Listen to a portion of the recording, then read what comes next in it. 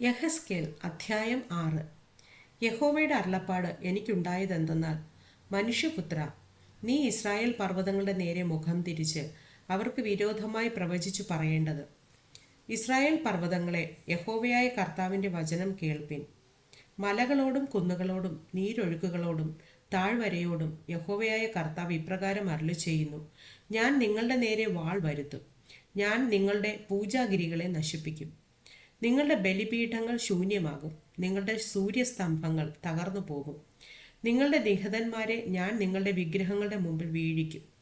ഞാൻ ഇസ്രായേൽ മക്കളുടെ ശവങ്ങളെ അവരുടെ വിഗ്രഹങ്ങളുടെ മുമ്പിൽ ഇടും.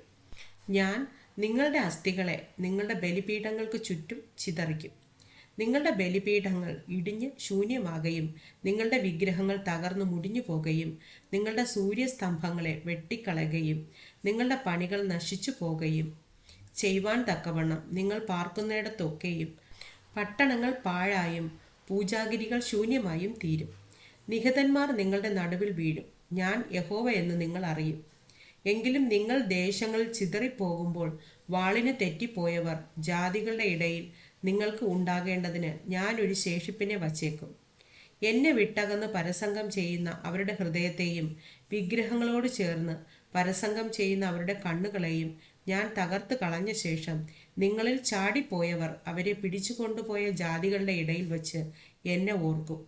അവരുടെ സകല മ്ലേച്ഛതകളാലും ചെയ്ത ദോഷങ്ങൾ നിമിത്തം അവർക്ക് തങ്ങളോട് തന്നെ വെറുപ്പ് തോന്നും. ഞാൻ യഹോവ എന്ന് അവർ അറിയും.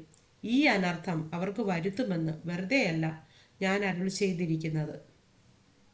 യഹോവയായ കർത്താവ് ഇപ്രകാരം അരുളി ചെയ്യുന്നു: ഇസ്രായേൽ ഗൃഹത്തിന്റെ ദോഷകരമായ സകല മ്ലേച്ഛതകളും നിമിത്തം നീ കൈകൊണ്ടടിച്ച് കാൽ കൊണ്ട് ചവിട്ടി അയ്യോ കഷ്ടം എന്ന് പറക.